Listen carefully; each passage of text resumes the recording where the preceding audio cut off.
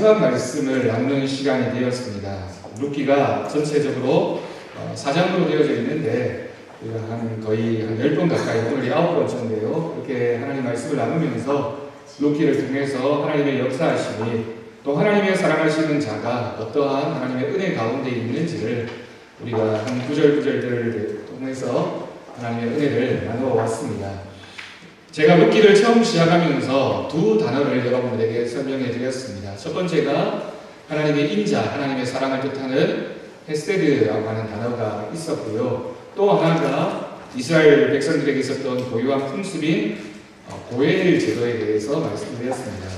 고엘 제도라고 하는 것은 이제 형이 자식이 없이 죽게 되면 그 동생이 그 형수를 취해서 그 가문의 대를 이을 수 있도록, 또 재산이나 또는 가문에 있어서 대가 끊기지 않도록 이렇게 공동으로 책임을 다하는 제도가 고엘 제도였습니다. 누군가가 나를 위해서 대신 그 책임을 다해준다는 뜻입니다. 그런 의미에서 본다면 이 고엘 제도는 하나님이 우리를 위하여 베푸신 그 십자가의 사랑을 표현해주는 상징적인 구약의 제도라고 할 수 있습니다. 우리는 아무 공로가 없는데, 우리는 무엇인가 내세울 것이 없는데, 하나님께서 우리의 죄 많은 인생을 보고 살펴주시고 인도하셔서 하나님이 얼마나 우리를 사랑하시는지 우리의 모든 죄와 허물을 다 덮어주시고 하나님의 사랑으로 인도해 주신다라는 그런 사건이 바로 이 고엘 제도라는 이 말씀 가운데 담겨져 있다는 사실을 우리가 기억할 수 있기를 바랍니다. 여러분, 세상을 살아가면서 병원을 드러나 드리는 일이 결코 좋은 일이 아닙니다. 병원에 가게 되면 신방을 가더라도 참 마음 무겁게 아프게 이렇게 다녀오게 되죠.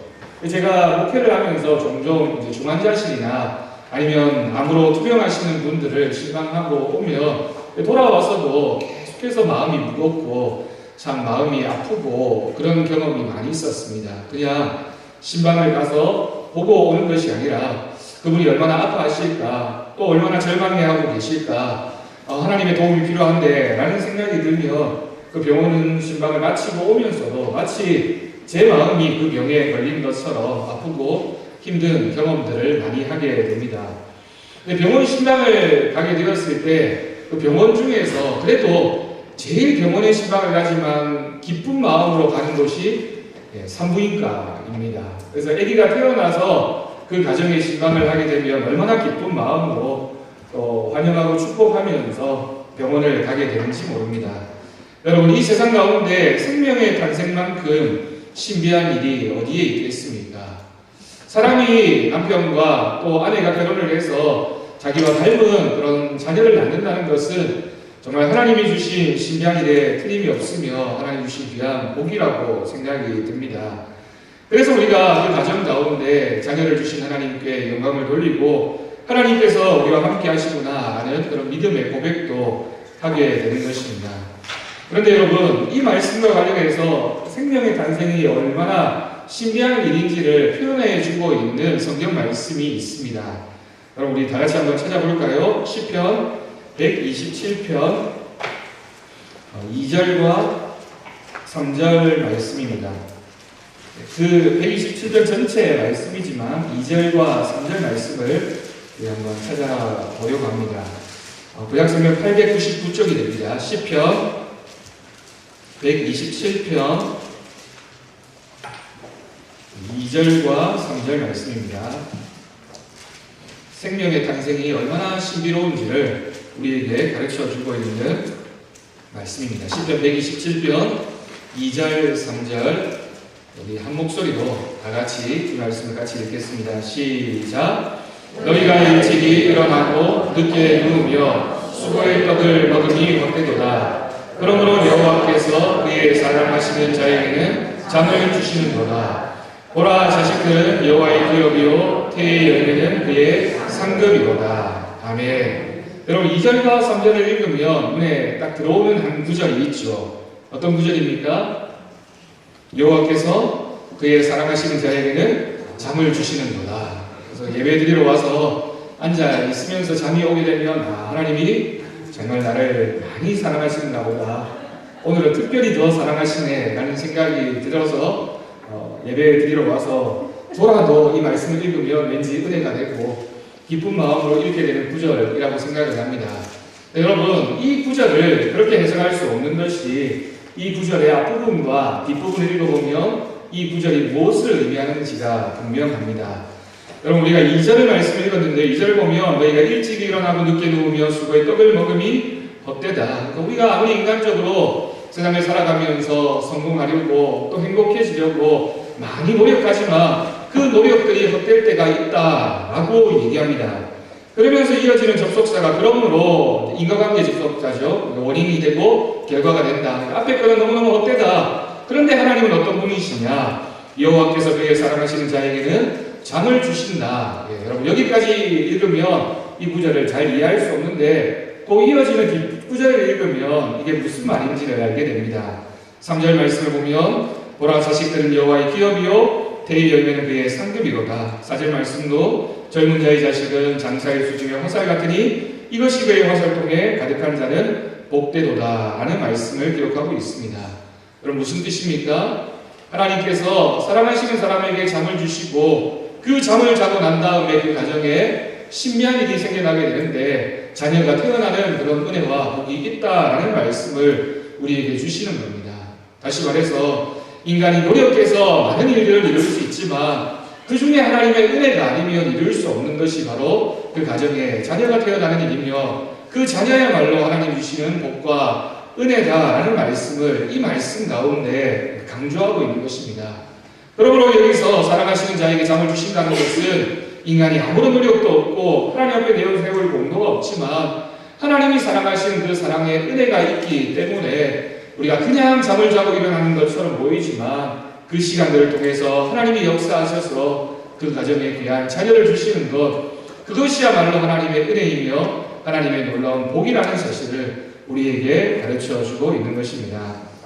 여러분 봄에 우리 김은희 집사님이 저한테 기도 부탁을 하셨습니다. 따님이 이제 자식이 없어서 고민을 하고 계시다고 기도해 달라고. 저는 기도했죠. 그런데 참 신비롭게도 얼마 지나지 않아서 임신을 하게 되었다라는 얘기를 듣고 얼마나 반가웠는지 모릅니다. 요즘에 전도할 때 이렇게 나와서 보면 정말 이제 배도 많이 부르고 애기 엄마가 되어가는 모습이 있어서 참 반가운데요.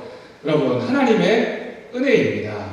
우리가 아무리 노력하고 아무리 인간적인 방법으로 무엇을 한다고 해서 절대로 우리가 할 수 없는 것 중에 하나가 새로운 생명을 만들어내는 일입니다. 하나님이 하셔야 되고 하나님이 역사하실 때 그 은혜가 우리에게 주어지게 됩니다. 여러분 오늘 말씀에 이 이야기가 기록되어져 있습니다. 보아스와 룻이 결혼을 했습니다. 그리고 아기를 낳았습니다. 그런데 이 아기가 중요한 것은 우리가 맨 마지막 구절에서도 읽었던 것처럼 이 아기를 통해서 이새가 태어나게 되고 다윗이 태어나게 되는데 결정적인 계보의 한가운데 이 아기가 있다는 사실입니다. 이 아기의 출생은 하나님의 은혜가 하나님의 섭리가 하나님이 주시는 복이 얼마나 큰지를 우리에게 보여주고 있습니다. 여러분 우리가 룻기를 시작하면서 제일 처음 등장했던 인물이 바로 엘리멜렉이라는 인물이었습니다. 그리고 나오미라는 인물이었습니다. 그리고 그 두 아들 말론과 기럍이 있었습니다. 한번 잘 살아보려고 모압 땅으로 이주해 갔습니다. 그런데 남자들이 다 죽었습니다. 나오미만 남게 되었고 그곳에서 결혼시킨 두 자부만 남게 되었습니다. 이 가정 가운데 얼마나 큰 저주가 얼마나 큰 고난이 얼마나 큰 환난이 닥쳐왔는지 모릅니다. 그런데 여러분 하나님께서 이 엘리멜렉의 과물을 회복시켜주는 이야기가 기록되어져 있는데 가장 큰 하나님의 회복의 역사가 기록되어져 있는 게 바로 이 보아스와 룻을 통해서 이야기가 태어났다라는 사실입니다. 여러분 나오미와 룻에게 그리고 보아스에게 이 이야기가 무엇을 의미하는지 우리가 오늘 룻기를 마치면서 이와 같은 생명이 탄생하는 이 신비의 모습을 통하여 하나님이 우리에게 주시는 은혜가 얼마나 큰지를 우리가 다 함께 고백하며 인정하고 또 룻기를 통해서 주시는 하나님의 음성에 귀를 기울이는 귀한 이 시간이 될 수 있기를 바랍니다. 여러분 첫 번째로 우리가 이 오벳이라는 아이의 탄생을 통해서 생각하게 되는 첫 번째는 하나님을 존중하는 가정은 넘어졌다가도 다시 일어서게 된다라는 사실입니다. 그리고 화면에 있습니다. 우리 다 같이 한번 읽겠습니다. 시작.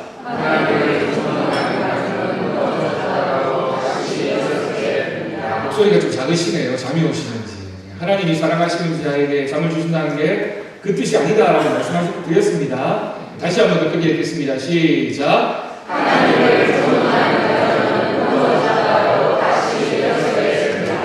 아멘. 여러분, 어느 가정이든지 어려움과 환난이 있을 수 있습니다. 왜 넘어지지 않겠습니까? 넘어질 수밖에 없습니다. 그런데 이 문장에서 중요한 것은 하나님을 존중하는 가정이라면 넘어짐의 모습이 있다 할지라도 결국에는 다시 일으켜 세워주신다라는 뜻입니다. 여러분, 보아스와 룻이 결혼을 했습니다. 하나님은 룻을 인택해 하셔서 아들을 낳게 하셨습니다. 이것은 그냥 단지 그 가정에 아이가 태어났다라는 정도가 아니라 룻에게 상속자가 생겼음을 의미합니다. 하나님은 대가 끊긴 가문에 놀라운 축복을 주셨습니다. 아마도 나오미가 생각할 때 자기 남편 엘리멜렉이 죽었을 때 자신의 두 아들이 죽었을 때 우리 가족은 끝이 났다. 하나님께서 우리 가정을 버리셨다. 우리에게는 어떤 희망도 없다라고 절망했을 것입니다. 그렇지만 이 아들이 태어남으로써 이제 이 가정은 대를 이어 흥왕하게 될 것이라는 하나님의 복의 징표가 이 아들을 통해서 나타나고 있는 것입니다. 절망 중에 돌아왔던 엘리멜렉의 가문이 이방 여인이었지만 현숙한 여인, 믿음의 여인이었던 이 룻을 통해서 이 가정이 다시 일어서게 됩니다. 여러분, 우리가 룻기를 읽으면서 참 놀라운 것은 하나님 앞에 신앙인이었던 나오미의 믿음도 귀하지만 이 이방 여인이었던 이 룻이 하나님을 받아들이고 하나님을 인정하고 하나님을 예배하는 사람이 되었을 때 그를 통해서 이 가정이 얼마만큼 큰 하나님의 은혜를 입게 되었는지를 생각해 보면 하나님 앞에 귀한 믿음이라는 사실을 우리가 발견하게 됩니다. 특별히 룻기는 사사시대에 일어났던 일입니다. 암흑과도 같았던 사사시대에 이 가문의 이야기는 하나님의 은총을 보는 듯한 사건이었습니다. 사사시대에 그 어떤 이스라엘 사람들도 자신을 스스로 왕이라고 생각하면서 하나님을 왕으로 인정하지 않던 그 시대에 이방 여인이었던 룻이 하나님을 자신의 왕으로 인정하고 하나님 앞에 바로 서게 되었을 때 이 가문에 끊어졌던 하나님의 은혜가, 끊어졌던 하나님의 복이 더욱더 풍성한 은혜로 나타나게 되었다라는 사실을 우리에게 가르쳐 주고 있는 것입니다. 여러분, 룻기의 바로 압구절인 21절 25절 사사기 말씀을 보면 사사시대의 사람들은 하나님을 인정하지 않고 그분의 통치를 떠나 각기 제기로 갔다라고 기록하고 있습니다. 그런데 이 가문만큼은 특별히 나오미라는 이 여인과 이 룻이라는 이 여인을 통해서 하나님의 통치 아래 아름답게 세워져가는 그 모습을 우리에게 보여주고 있습니다. 그럼 믿음의 가정은 어떤 가정입니까? 세상을 핑계하지 않습니다. 세상이 어떠하든 우리 가정은 우리는 하나님만을 섬기겠노라고 하나님 편에 서는 가정이어야 합니다. 그래서 하나님을 존중하는 가정은 넘어졌다가도 다시 일어서게 되는 하나님의 은혜가 있다라는 이 사실을 우리가 분명히 기억할 수 있기를 바랍니다. 여러분, 나오미와 룻은 그 가정을 하나님을 존중하는 그 믿음으로, 하나님이 함께 하심을 믿는 그 믿음으로 다시 세웠습니다. 그 은혜가 우리 모든 성도들의 가정 가운데 있기를 간절히 축원합니다. 여러분, 두 번째는 하나님은 그분의 자녀에게 풍성함을 선물로 주신다라는 겁니다. 여러분, 우리 화면을 보면서 다 같이 읽겠습니다. 시작. 하나님은 그분의 자녀에게 풍성함을 선물로 주신다. 믿으십니까? 네. 하나님은 그분의 자녀들에게 풍성한 은혜를, 풍성함을 선물로 주십니다. 여러분, 15절 말씀을 보면 나오미 가정에 태어난 이 아기야말로 정말 생명의 회복자라고 할 수 있습니다. 이 가정에 이 아이가 태어나지 않았다면 이 가정에는 생명이 끊어졌을 것입니다.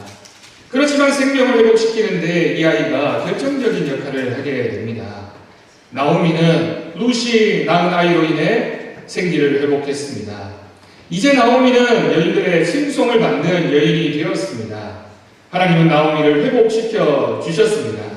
그녀에게 7 아들보다 귀한 며느리를 주셨고 그의 노년을 축복하셨습니다. 이 나오미가 자신이 이런 어려운 가운데 있을 때, 그리고 베들레헴으로 다시 돌아왔을 때 그가 마을 사람들에게 얘기하기를 나를 더 이상 나오미 기쁨, 행복, 즐거움이라는 이름 대신에 마라라고 불러라 라고 청하게 됩니다. 마라라고 하는 이 이름의 뜻은 괴로움이라고 하는 뜻입니다.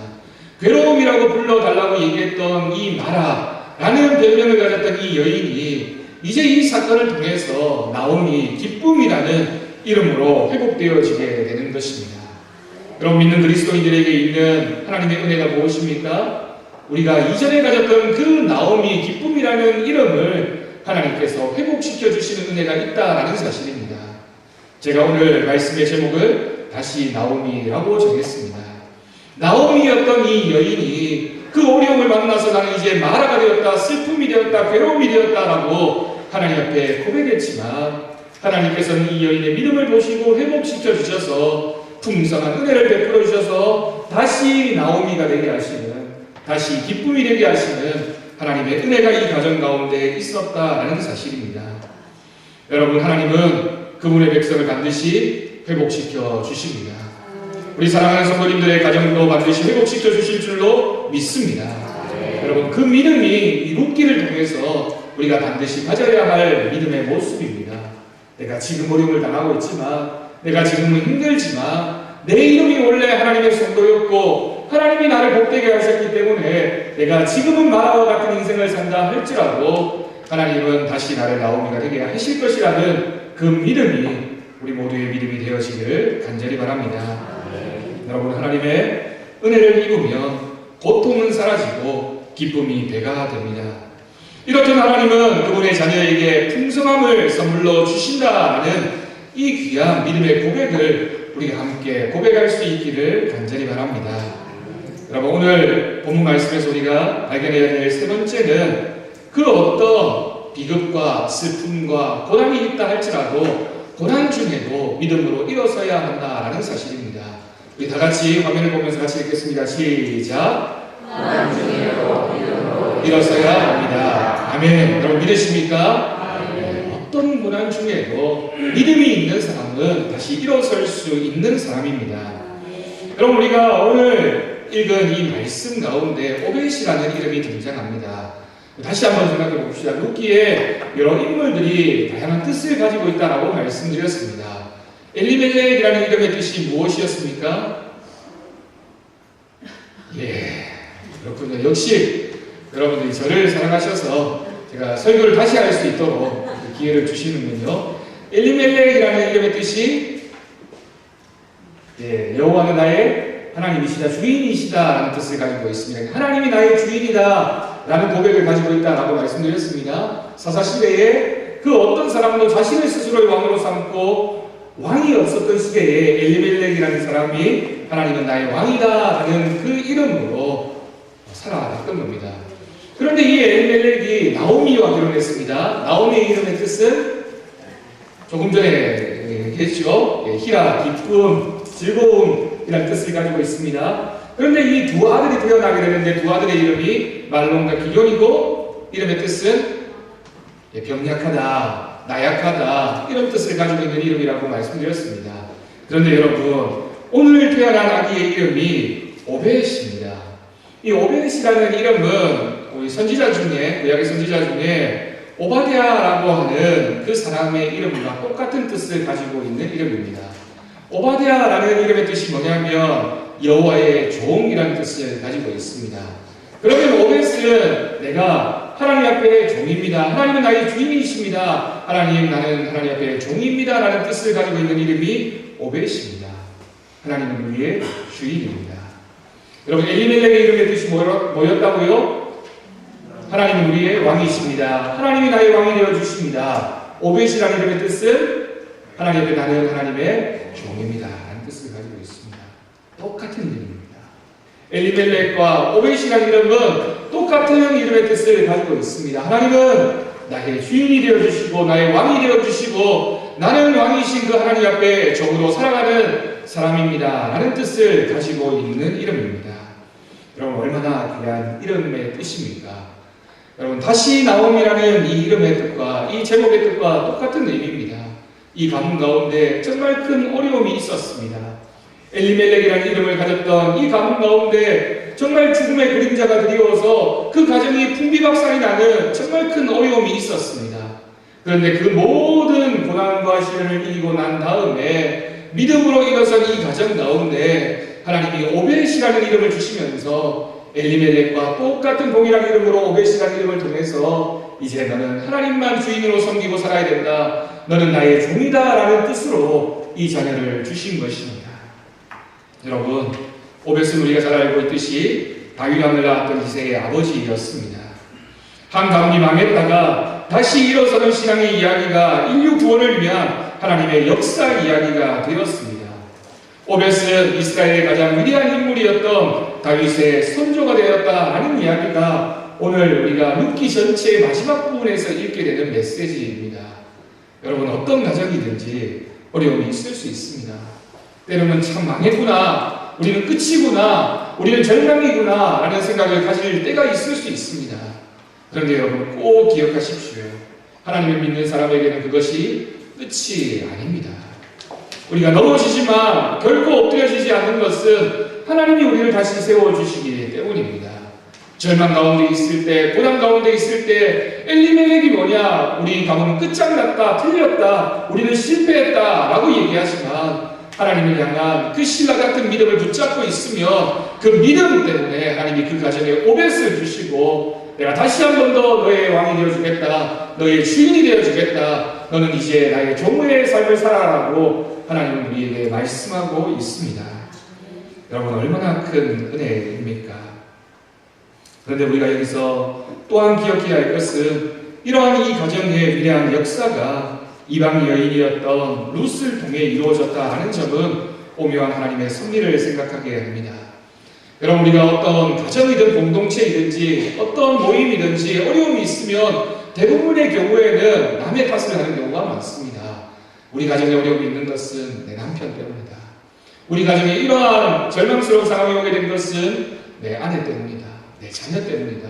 저 사람 때문이다. 우리 교회는 저 사람 때문에, 우리 교회는 저분 때문에, 우리 모임에는 저 인물 때문에 하고 얘기합니다. 그렇지만 여러분, 우리가 룻기를 통해서 배우게 되는 것은 그 어떤 가정과 그 어떤 믿음의 공동체의 모습이라 할지라도 룻이라는 이방 여인이 하나님 앞에 바로 섰을 때 하나님께서 그 공동체를 붙잡아 주셨다라는 겁니다. 다시 말해서 내가 룻과 같은 믿음을 가지면 나를 통해서 가정을 살릴 수 있습니다. 내가 룻과 같은 이방 여인이지만 내가 룻과 같은 믿음으로 하나님을 붙잡으면 하나님께서 우리 교회를 살려주십니다. 누구를 탓하기 전에, 누구를 얘기하기 전에, 누군가의 얼굴을 떠올리기 전에 내가 하나님 앞에 어떤 믿음을 가지고 있느냐, 내가 하나님 앞에 오벳이냐, 하나님은 나에게 엘리멜렉이냐를 고백하고 나면 하나님은 그 룻을 사용하셔서 이 가문을 일으켜주시는 은혜가 우리 가운데 있을 줄로 믿습니다. 여러분, 한 개인이 하나님 앞에 바로 섰을 때 신앙으로 일어서는 일이 하나님 나라에서는 얼마나 큰 일인지 놀랍기만 합니다. 한 영혼이 천하보다 귀하다고 말씀하셨습니다. 그 말씀의 뜻은 한 영혼이 하나님을 제대로 믿으며 한 영혼이 하나님의 나라를 그 마음에 품으며 누룩이 되어서 그 어떤 어둠 가운데서도 그 세상을 많이 밝히는 빛이 되어서 그 가정을, 그 교회를, 그 공동체를 변화시킬 수 있다는 뜻입니다. 여러분, 그렇기 때문에 내가 중요합니다. 내가 하나님 앞에 얼마나 바로 서 있느냐가 우리의 가정과 우리의 교회와 우리의 나라와 민족을 변화시킬 수 있습니다. 우리 한 사람 한 사람이 하나님의 구속사에서 귀한 부분을 차지하고 있다는 점을 잊지 않고 믿음으로 하나님을 붙잡을 수 있기를 간절히 바랍니다. 동시에 우리에게 이해할 수 없는 비극과 슬픔이 찾아온다 할지라도 하나님의 깊은 섭리가 있다는 점을 기억하고 믿음으로 일어서야 합니다. 믿음으로 일어서면 하나님께서 그 손을 붙잡아 주시고 믿음으로 일어서는 자에게 하나님이 발목에 힘을 주시고 뛰어다닐 수 있도록 하나님의 일을 감당할 수 있도록 능력을 주실 줄로 믿습니다. 그런 말씀을 마칩니다. 룻기를 마치면서 룻은 사사시대의 여인이었습니다. 그리고 모압 여인이었습니다. 남편이 없었습니다. 시아버지도 없었습니다. 그 어떤 것도 가지지 못했습니다. 그렇지만 하나님은 이스라엘의 암흑기였던 사사시대에 룻이라는 이 여인을 붙잡으시고 하나님은 큰 일을 하셨습니다. 사람들이 하나님을 거부하며 각기 제 길로 갈 때에도 룻은, 나오미는, 보아스는 신실한 하나님의 사람들로 존재했습니다. 이것이 하나님의 섭리입니다. 빵 속에, 그 많은 밀가루 빵 속에 누룩이 조금만 들어가도 온 빵을 부풀게 하는 것처럼, 아무리 어두운 장소라 할지라도 빛 하나가 들어가면 그 방을 가득 환하게 만들어버리는 것처럼, 믿음의 사람이 있는 가정은, 믿음의 사람이 있는 교회는, 믿음의 사람이 있는 나라와 민족은 결코 망하지 않는다라는 그 믿음으로 하나님 앞에 굳건하게 서서 하나님의 뜻을 이루어가는 저와 여러분이 될 수 있기를 간절히 축원합니다. 기도하겠습니다. 여러분, 오늘 말씀을 기억하면서 우리가 룻기를 마치면서 하나님의 오묘한 섭리가 얼마나 크고 놀라운지를 우리가 함께 고백할 수 있기를 바랍니다. 합심하여 기도할 때 하나님을 존중하는 가정은 넘어졌다가도 다시 일어선다. 하나님은 그분의 자녀에게 풍성함을 선물로 주신다. 우리가 어떠한 고난이 있을지라도 하나님의 기쁜 섭리가 있다는 점을 믿으며 믿음으로 일어설 수 있다라는 그 믿음의 고백을 고백하며 우리 함께 합심하여 이 시간 기도하겠습니다.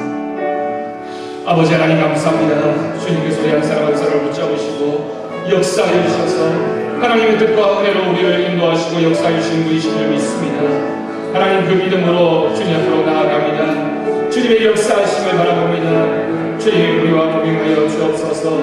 어두운 시대에 우리를 부르셨사오니 우리가 그 어떤 상황 가운데 있을지라도 하나님 시련을 견뎌내게 하시고 하나님의 은혜를 바라보게 하시고 믿음으로 우리들의 삶을 살아가는 귀한 믿음의 결단이 있게 하여 주옵소서.